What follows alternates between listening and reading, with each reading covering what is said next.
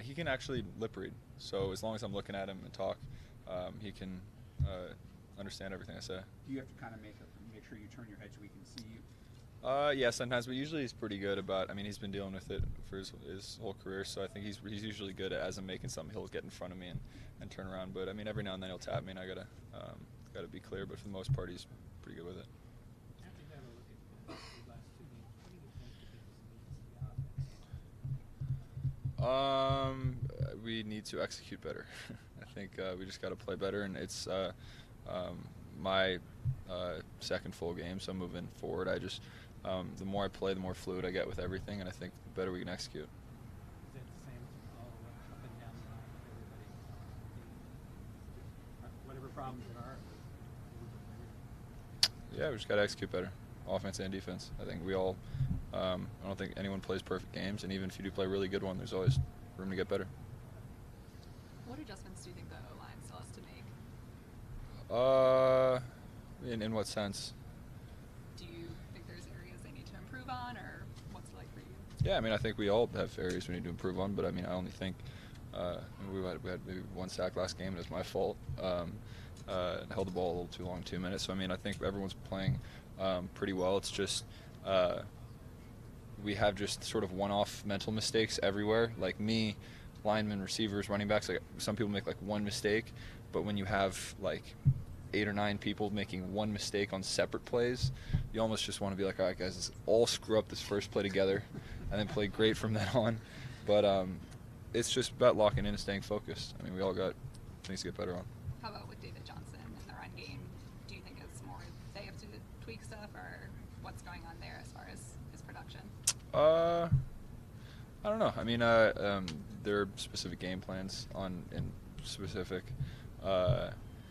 specific games and things we're trying to take advantage of. And I mean, sometimes chips just fall the way they do because the defense is trying to take something away. But I mean, definitely trying to get our best players involved in any way we can.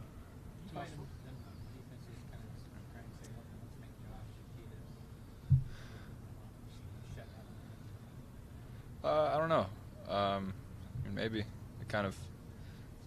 You don't really know how that represents on the field because if they're trying to blitz you, then you can take advantage of them if they're maybe might be run stopping blitz or whatever. So I mean, I don't know. It depends. 20% of your passes have been thrown within 1 yard, with a defender 1 yard of the target. Why do you think you can complete those passes with such a tight window? I think sometimes you just got to trust your receivers, and I think I've gotten better throughout my career at giving my receivers sometimes those, like, I call them 60-40 balls where they're contested, but you try to give your guy the edge with ball placement.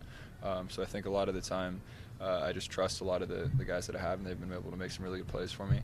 But also I'm very confident in my arm talent, and I think I can put the ball anywhere it needs to be.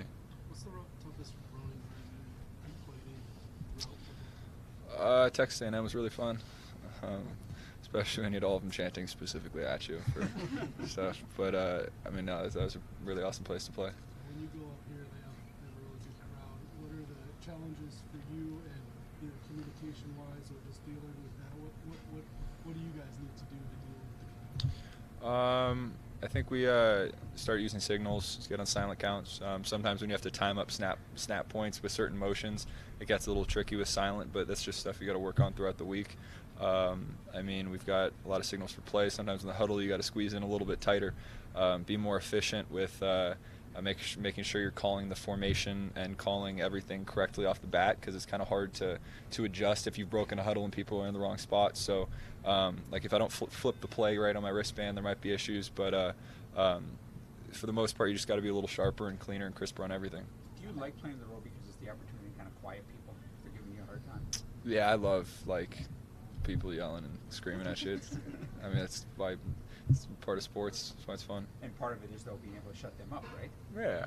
I mean, yeah, it's just like the quick silence of like a tough third down or something in the red zone. Like those are pretty fun. How long does it take you to learn receiver his tendencies? You talk to him more than previous film?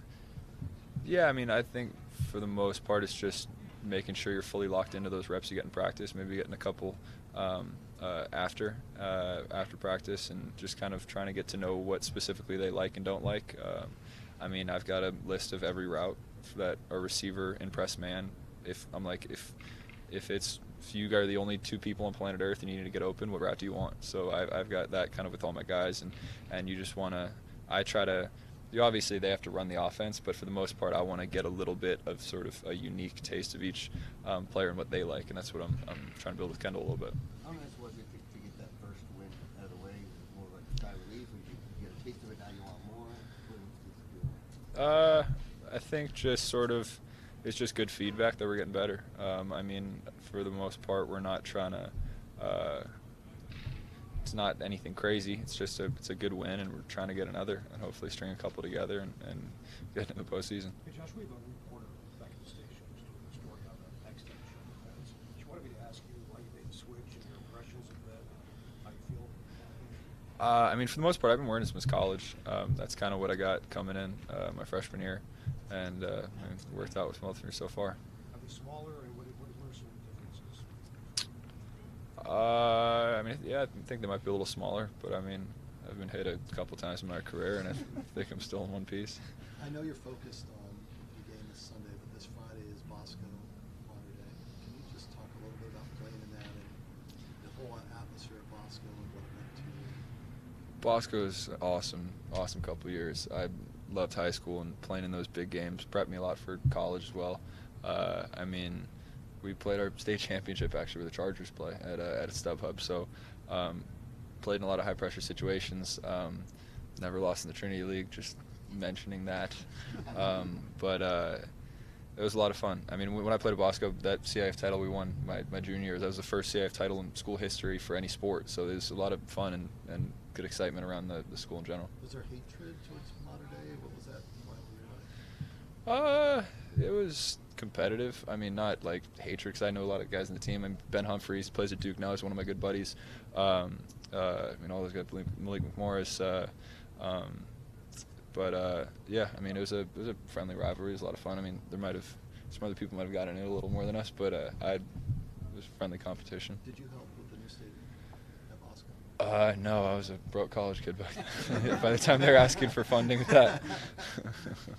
Staying on that Bosco note, it seems like the culture at that school really changed when Coach Nager came around.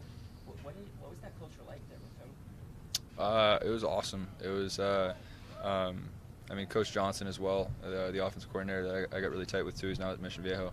I mean, it was a really awesome culture there. It was kind of a balance between like players being players, coaches not coaching too hard, in the sense that you got to let your guys play, but also it was very detailed and very. It was a lot of fun. It was really good coaches. Culture change before you had been there? Nothing really. I mean, I got there freshman year after those guys had been there for 2 years already. So, I mean, kind of just consistently got better every year. I mean, I think our freshman year I didn't play, but we got to the playoffs for the first time ever. My sophomore year got to the CIF semifinals. Junior year won it all, state title and everything. And senior year got back to the CIF. But I mean, it was a fun progression. It was an awesome 4 years. I don't forget. Does that seem like a long time ago? It does a little bit. Yeah, a little bit. Will you be paying attention Friday night? I will. I absolutely will. What's the most memorable thing an opposing crowd has ever said to you at any level? I get a lot of one-offs on like the single hasslers on the like right on the sideline, just probably yelling about me at the hot tub for the most part. But like as a collective crowd, probably the 50,000 chant at A&M was a lot of fun. What was the chat? I'm sorry. It was 50,000. In an interview, I said we was talking about crowd noise and stuff, and I was like, honestly, once it gets up there, you just can't hear regardless, 50, 60, 70,000. It's just, you just can't hear, and it was taken a little out of context. And saying it's like 50,000 people there. So, like, we're getting into the game, and the entire crowd collectively is chanting 50,000. But, I mean, we walked out in our final drive. I was actually getting them going, because I like that kind of stuff. I think it's fun. Josh, after 2 starts, did you learn anything that you didn't expect about being an NFL quarterback that you didn't know coming in? Not really. I mean, for the most part, football's football. Everything just kind of speeds up, and you just gotta stay on top of things. I think I'm getting better. I think the one thing that I'm improving on a lot is I'm getting better at knowing what to study and how to like how to balance my time and when to go over like the formation cut-ups and when to watch the third downs and when to go this and when to go over your game plan. I'm getting a pretty good routine going through the week, and I think that'll help me as I can continue to refine that in the weeks to come. Thanks, Josh. Awesome. Yeah. Thanks, guys. Appreciate it. Thanks, Josh. Appreciate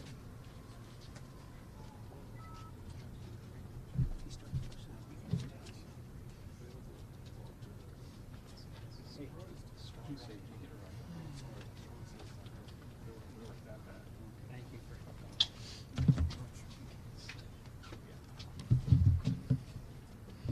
for We had Boston, Fitzgerald, Humphreys, Upati, Kimdichie, Smith, and Gresham did not practice today. And with that, I'll take your questions. What's Humphrey's body? Is that something you think you might make some changes? No, I think he should be fine. It's just his elbow, so we're going to give him a day and see how he feels, mostly in the shoulder area and whatnot. So he should be fine. How do you feel about that offensive line so far? Say that again, Bob. I'm sorry. Offensive line, how they've performed. Have they been up to your standards? Well, we definitely can play better, without a doubt. And I think if you ask those guys that question, they would tell you the same thing. Too inconsistent, not running the ball well. We got to do a much better job in that area. And that's something you wanted to build the offensive line. Exactly. With David being one of the top running backs in the league, in my opinion, we definitely want to be able to run the ball effectively. Coach, your thoughts on bringing in Wright and how does he fit into your offense? Again, just want to continue to try to mix things up in all positions, particularly at the receiver position where we need more production. Wright's doing well. We'll see exactly how he progresses throughout the week and see if he's going to be ready to play on game day. We've talked about this a little bit in the past, but when you have a first-round draft pick, a lot of coaches in the past will say, well, once a guy's in here, it doesn't matter where they were drafted. They're one of many guys. Do you look at it the same way? Do coaches look at a first-round draft pick any differently than maybe somebody else? I'm just going to speak for myself, and if you could tell me who you're talking about, I can probably clarify a little bit more for you. But as Bob talked about the millionth time, I'm going to say it 1,000,001, the best guys are going to play, and I don't care whether you're drafted first round, fifth round, priority free agent. We're going to put the guys out there that's going to give us the best chance to win. So I think those guys understand that. I think they know they have plenty of opportunities to be able to show me that they can get out there on the field. And if you're a first-round draft pick, we expect you to play to those standards. Chandler Jones gets the NFC Defensive Player of the Week. How nice is it to see when you guys get recognized on a week that you guys also get a win as well? It was great, and particularly for a guy like Chandler, who I think has tremendous upside in just being a difference maker in this league. And he's proven that last year with the number of sacks that he recorded. So he can take over a game at any time. I just hope he can continue to progress in that direction. With that many guys from the O-line out today, do you have to start thinking about different scenarios for Sunday? No, because really I think they're going to be fine. Other guys stepped in today and got some quality reps, but those guys will be back tomorrow. When you look at the Vikings offense, Cousins is completing 45 passes a game, throwing the completion percentage close to 72. How different is that offense than Keenan was there last year? I think, Cousins doing a great job of running the offense, very effective, as you just mentioned. They do a great job of getting the ball out quickly. Also their play action, even though they haven't been running the ball well, I know they want to try to establish that. Just listen to some of the things they've talked about over the last couple of weeks. But he does a great job, in my opinion, putting the ball where it needs to be. How prepared is Josh for that kind of environment, the hostility with that crowd? Personally, I think he's going to be fine, but you never know until he gets in that situation. Everything that I know of him and about him, again, very confident, very poised. Going into a situation as he was presented, against Chicago, I think he's going to be fine. Shortening the practice a little bit, does that have to do with recovery for the guys or any specific reason for that? Well, just from a standpoint of recovery, I don't talk to these guys about it, but as a head coach, you got to have some foresight and some thinking for a quick turnaround next week and those things. So, just a lot of things goes into it. Just coming off the win, does that give the guys any kind of balance, or did you see the same kind of enthusiasm you've seen also? Well, Those guys, in my opinion, have definitely been into it each and every week, but you could really tell the difference today. You know, you could really saw it on Monday when they came back in. So, you know, winning cures everything. So we're going to continue to try to progress in the right direction. With these offensive numbers staying down where they are, is it the same thing now when you look at what needs to be done as a week ago or previous? Well, we definitely got to improve in that area. You know, we got to make sure that we put the ball in the end zone, number one, get more points, and that starts with being more effective up front from a standpoint, again, getting movement, being able to run the ball, being able to protect, and also taking advantage of our opportunities. When the ball's thrown, we've got to make sure we make the catch.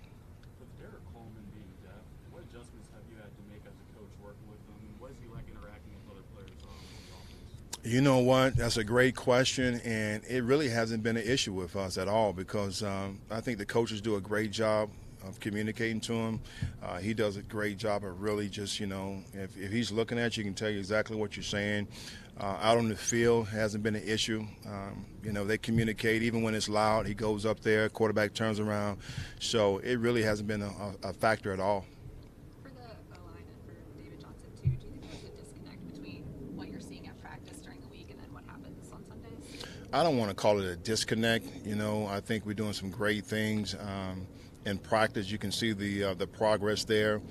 You just got to understand it goes at a totally different tempo, those guys on the other side of the ball. So it really comes back to really just execution, you know, and understanding that you got to take advantage of each opportunity because this could be the difference in the game. Has the defense been keying on him pretty much every package? I wouldn't say that. You know, we got to do a better job, as I mentioned before, just trying to spread him around a little bit, get him in different areas, get him out of the backfield some, loosen up the defense a little bit, and really take what they're giving us. Josh said he likes to kind of shut up the opposing team's crowd, almost like feeds off of it. What does that say to you about a young quarterback like that to have that kind of confidence in himself and be a gamer? I was going to say it's a lot of confidence, and that's what you want.